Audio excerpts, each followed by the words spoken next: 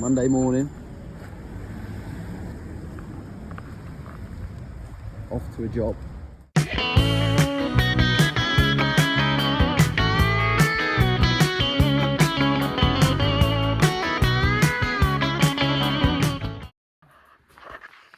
We're back here at this job where we've been repairing this bay window on the front of the house. Last week we put this steel frame in. We put this steel frame in to hold up the bay and the joists above. We fixed it in position. We jacked it up tight. It's not actually mechanically fixed. It's jacked up really tight, and then we've sand and cemented underneath the bottom of it. Wedged it up and sand and cemented underneath it, and then off the top of it we've sand and cemented underneath the windows as well to seal them in. Now outside we've got the window fitter back doing some bits, and they're retrimming the two windows for us, this window and this window that we took out. Now we're gonna sort of move it forward in here. Have to cut that off, that wooden wedge. It's a hardwood, it's a peely wedge that we've lost there, look. It's a tragedy. I think we've lost it, or we might be able to get it out. I don't think so. I think the fat end of it is stuck. So that's upsetting.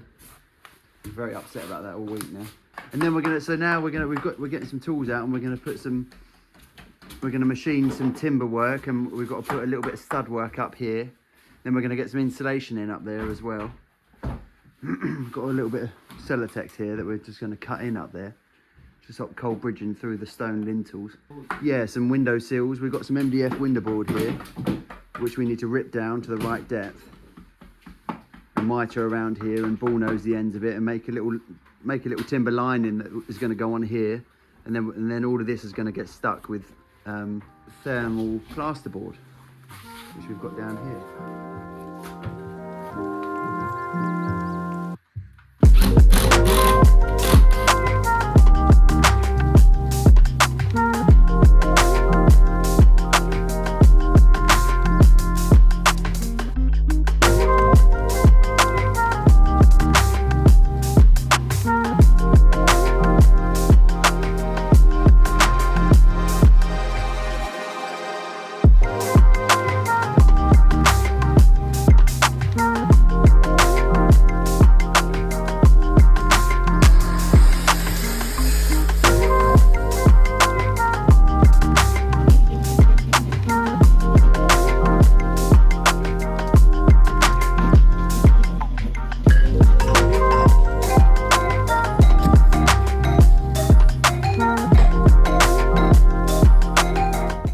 Afternoon, driving right across Brighton because we ran out of Thermaline plasterboard with insulation on the back. We ran out of it, and we need a bit about 500 mil square.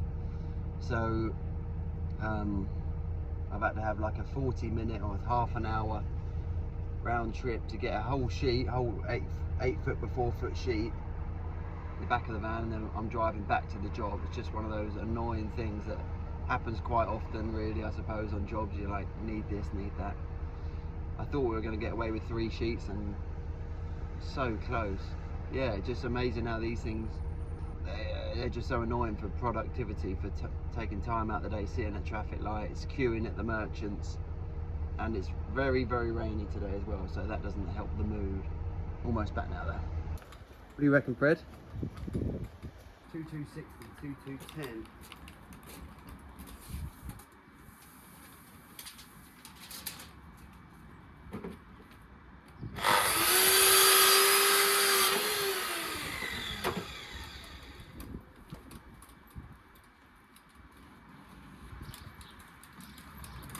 $330, 5 sheets of 11mm OSB.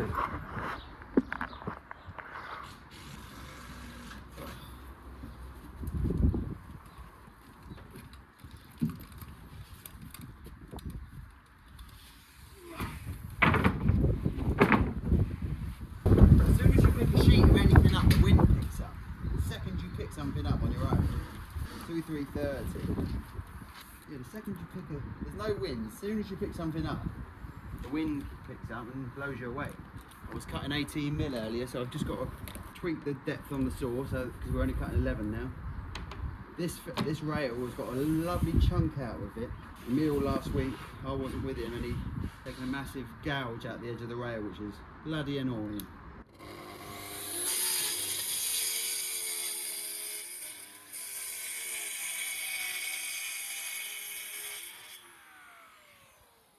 He says he's replacing it, but I'm not holding my breath.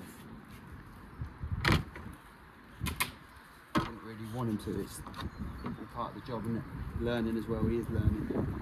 Collateral damage on jobs, damage to tools, unfortunately.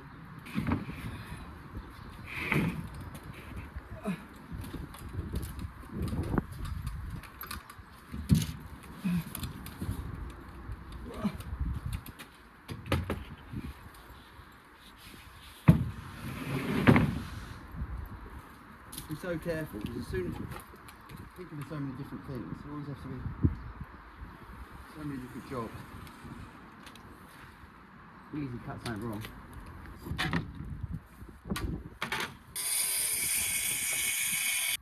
This skill saw, the date on this Festool tractor was 2009. So it's 15 years old this year. 15 years old, never gone wrong at all.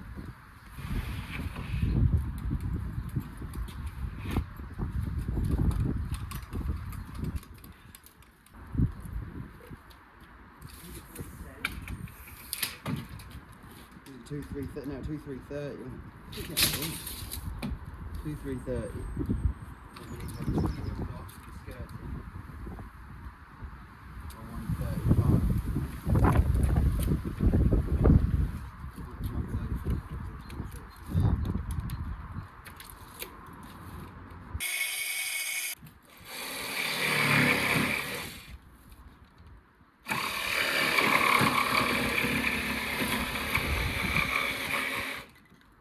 Oh, these sheets are always so out.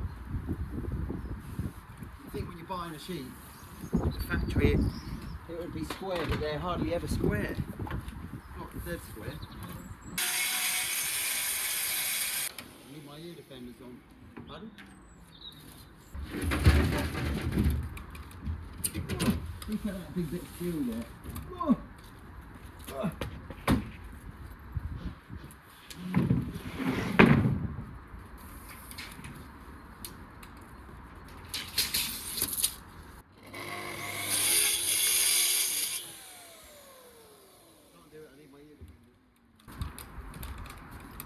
These are all falling apart, these ear defenders. Very uncomfortable. I did order more of the, more of the soft bits, more of the spongy bit. Ordered like a little kit that you can repair these with. These have got the radio in. They haven't worked for years. The radio stopped working a long time ago. Plus it was crap because even when it did work, if you had the radio on, you listen. As soon as you start any power tools up, the interference, you can't hear the radio anyway. It cuts the radio out. It's not the last one, is it? No. No.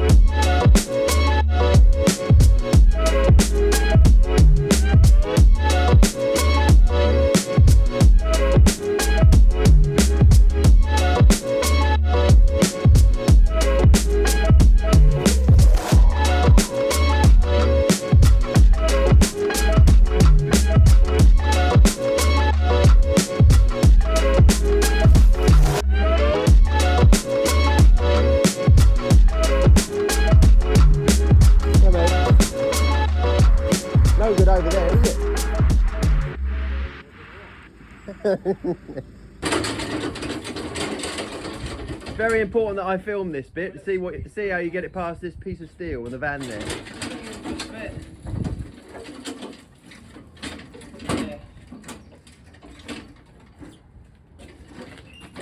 Oh, look at that. Fits like a co-op shirt. I'm going home now. You just get that up on your own. See you, mate. Ding, da, ding, da, ding, ding, ding, ding, da, ding, da, ding, ding, ding, ding.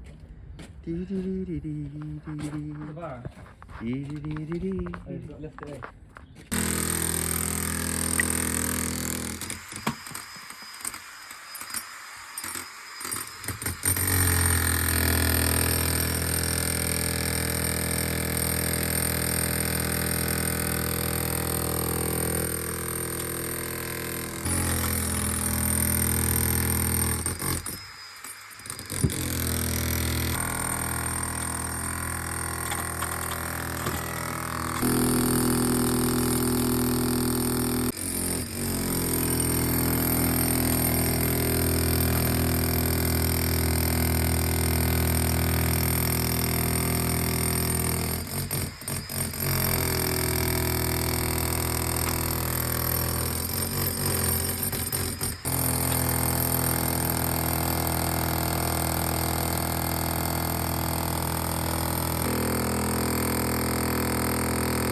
Neil's just had the discovery of this year so far, I would think. We found this buried down in that cavity, down in here like that. Yeah, so whoever lost your square. They dropped their square down the cavity and then obviously it got concreted in. Built a house on top. And you can see like where the end of it's been, whatever, encased in concrete or corroded. Look, faithful. Nice hardwood square with a bit of brass edges. Yeah, Mill. Where's the rest of their tools? See what else we could, yeah, that's right. Move along a bit, you find his hammer. Imagine if we found all of his gear and he just jacked it in and hidden all his tools in the cavity and went home. Cowboy.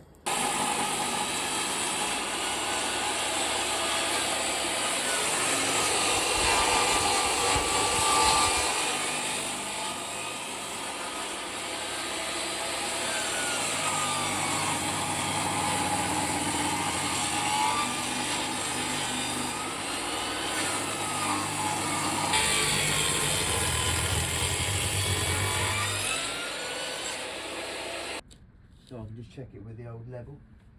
We just ripped down a packer to take up the difference between these two plates on the back of the house so that our steel can go up. There's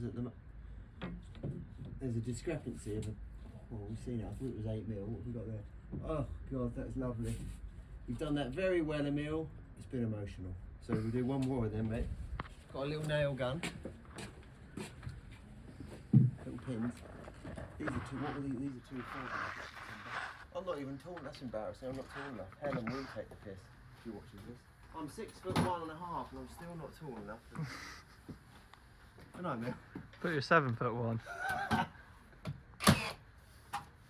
Doesn't need much because we're going to sandwich it. There's another bit of timber beneath that in a minute. But it's only to hold it as a tack. So one more then, dear boy, and we're cooking on gas. Cool. Quite a good day today we've had. We've got all this old structure out and the new steel is up in place. It's not finalised yet, we're getting it. We're just sort of fettling the steel. You can see that old fascia line, look at that fascia goes in and out, and so we're going to strip all that off and we're going to make sure it's all nice and parallel and straight through before these new doors go in. Tomorrow we'll sort out some pad stones beneath that steel and get that all packed up. Cavity closers, I need a couple of cavity closers as well. I rushed from work to home and then from work and then from home back to work. But I'm conscious of the fact that I do look like a homeless person. It's not great for business, but so anyway, this is what I thought we'd do, and we can catch it live on camera. We got the laser stuck to the acro here with magnet, and I'm just going to like dip it. We call it dipping. We're just going to put a tape measure up to the underside of the steel and read where that laser line. It doesn't matter where that laser line is, just as long as it's level. So I'm reading it there on the tape measure. We've got 103 millimeters. I'm going to read the other end now, and just this tells us if the steel's level. 103 mil at that end. Oh, we've got 111 mil there. Then my brain always has to like catch up and understand which end. What does that mean? We've got a bigger number here, so that means this steel is higher up. So 103 and 111, 8 millimeters. But really, we can't go cranking. You know, we can't lift that end up because we're going to lift the whole house up, which would happen. We'd lift the roof off of the walls, and we don't want to be doing that because that's just silly and it's going to throw. You know, it's just not what we do.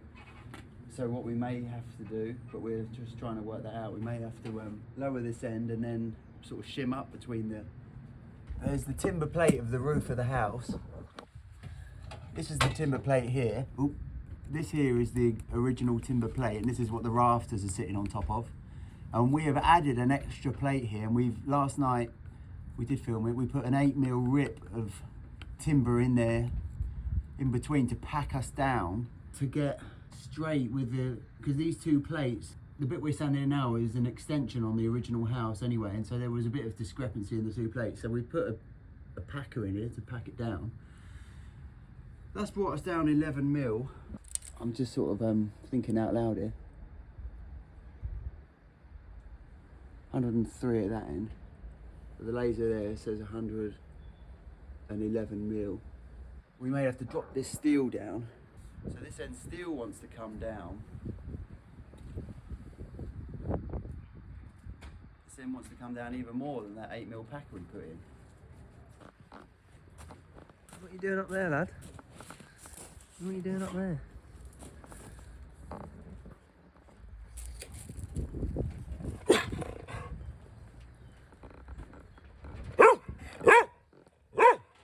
So we're just trying to finalise the height, this steel. And there's obviously a bit of shape on the back of the house.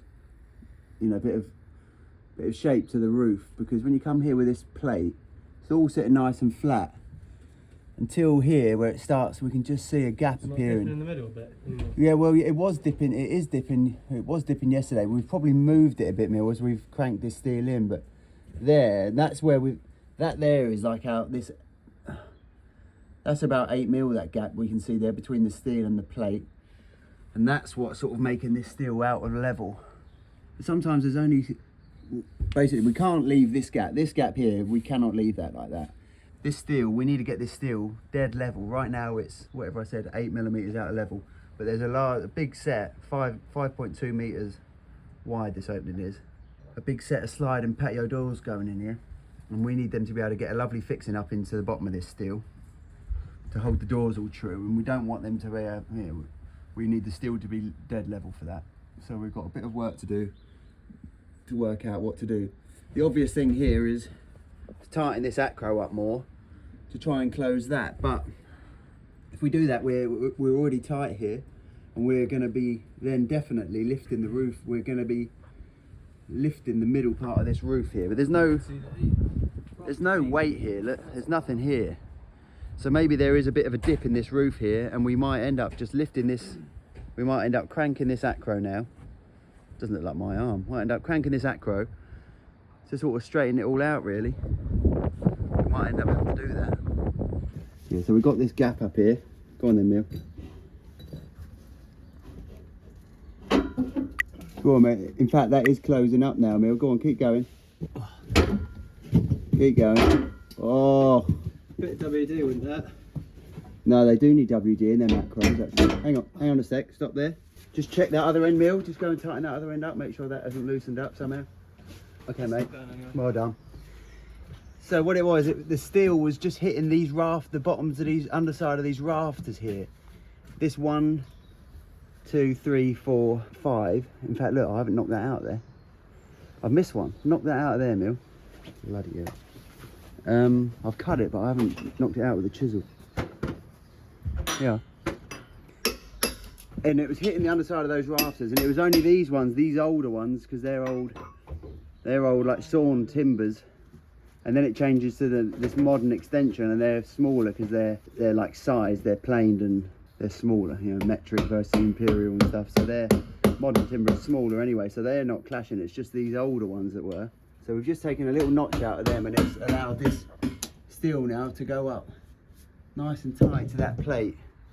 Now we'll just dip it again for level. Where did I put my tape measure, Gromit? I keep doing this on camera. Oh, no, it's probably up in the steel. It doesn't have to be a tape measure, it just needs to be a stick. Something with a nice flat end on it, like that. It's got the lasers here. So I hold this on tight on the soffit of the steel, the underside of the steel there. Put a nice mark on this bit of timber.